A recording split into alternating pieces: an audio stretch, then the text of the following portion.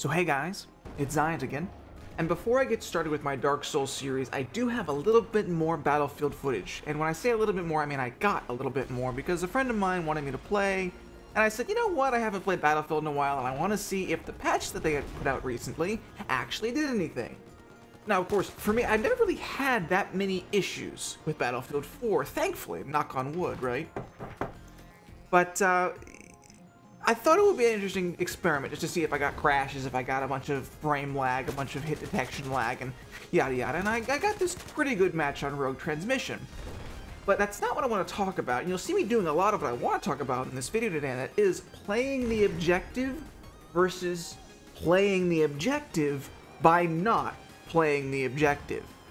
And the thing of it is in a game like the one I'm playing right here, my team was so dominant, as you can see by the score, that really I didn't have to go out and capture flags. Now I did, simply because that's where the action was. I went where there were players capturing enemy flags, and I knew that there were probably enemies in that vicinity, which obviously means that I'll get kills, which means I can get action sequences, which means I can bring you guys videos. However, I have been watching a lot of Call of Duty streams because while I do not enjoy playing Call of Duty Ghosts, even though it actually does work a lot better on my computer now, for whatever reason, Infinity Ward's finally learning how to make PC games.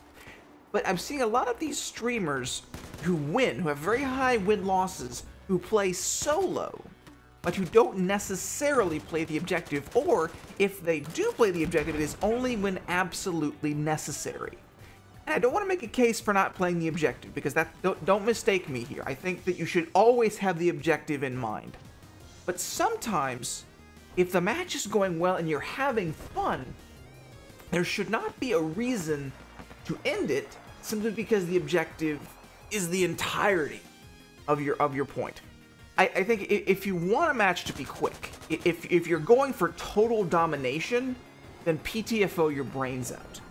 Because if you want to just show the enemy team that the objective is all that matters to me, and whatever you do will not change that, then by all means, do not ever stop capturing flags, planting bombs, and especially in a mode like Rush.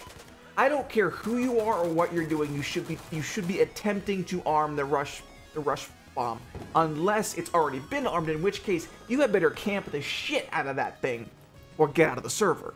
But in a game like Conquest, and especially in a game like Conquest like the one I'm playing here on Rogue Transmission, I know my team can carry the objective, and so I'm focusing a little bit, just a little bit less on the objective. I'm focusing a little bit less on worrying about which flags are capped and which aren't. Instead, I'm worrying about, alright, where is the highest concentration of enemy movement? Because when I was playing Call of Duty Black Ops pretty regularly with my friend Skulls and Spades, he once made a claim, and a very viable one at that he didn't have to get on the domination flags because what he was doing was working the cutoff. And what he meant by that was, there's a domination flag, and he has covered with whatever weapon he was using. He was covering a sight line such that the enemy couldn't get to the flag. And then some of these Call of Duty streamers, they're playing domination, playing kill confirmed.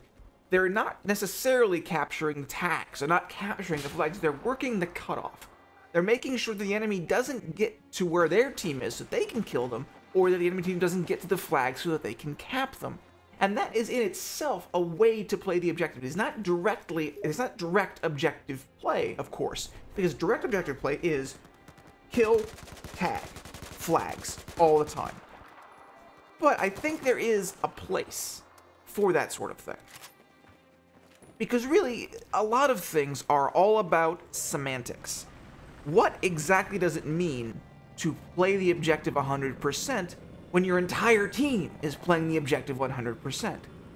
And let me stop right here and say that right here, when I'm in the I don't get in vehicles very often, but you'll see that this is how I like to capture objectives. You'll see that we have 3 flags and that one's getting captured and that they have A. This chopper pilot's going to swing around to A.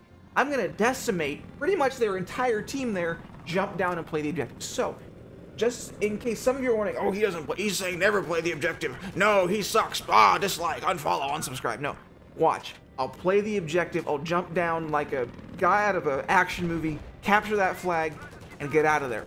But I think that there is certainly a a precedent for the Slayer role in the objective play, especially in a game like Rush.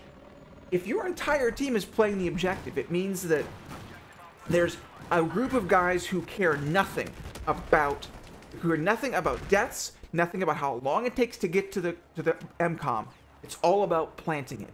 Then, of course, there's the people who maybe they don't have the right equipment to properly go to the MCOM. Instead, they are the support. They are the squad member sitting right next to the bomb, providing a spawn point so that the armor can get in there and get the bomb planted. And then the bomb's planted, right? And, oh, wait. Now we have to now the tables are turned. We're defending. We've planted the bomb, now they have to come to us. And so objective play becomes essentially slaying, but with the objective in mind. And so before I end this commentary, let me simply clarify once again that I am not saying don't play the objective. Always, always, always have the objective in mind. But if you want to just, if you're absolutely dominating your opposition and you have a long time to do it, I would say don't worry so much about ending it quickly, unless that's what you're going for.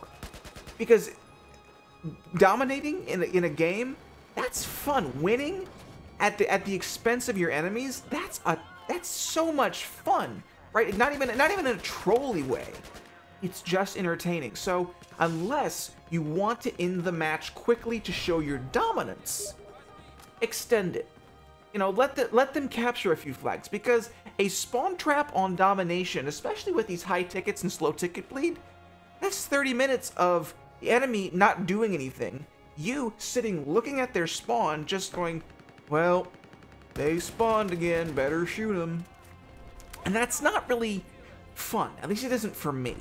I don't want an enemy team to not have at least one flag that they can attack from different ways. Because if all they have is their spawn, it gets really freaking boring. So in that respect, I always think that you should not play the objective when the game would be less fun because of it. Especially in Conquest or Domination, where it's just, you can't even spawn. There's nowhere for the enemy to spawn, so why should they play? And eventually you'll just empty the server. And then, of course, if you do have trouble with Battlefield 4, you risk the server crashing, you risk the server resetting, you risk your client crashing, and a whole bunch of other really, really fun things that you don't necessarily want to happen. So, one last time, let me clarify that I am not making a claim that playing the objective is wrong. I'm not making a claim that you should not play the objective at all times, because it should always be your prime concern.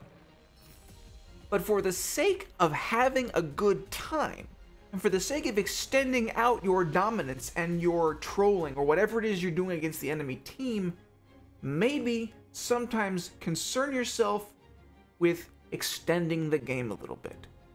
Play the objective just that little bit less, unless you're playing Rush, and have a good time.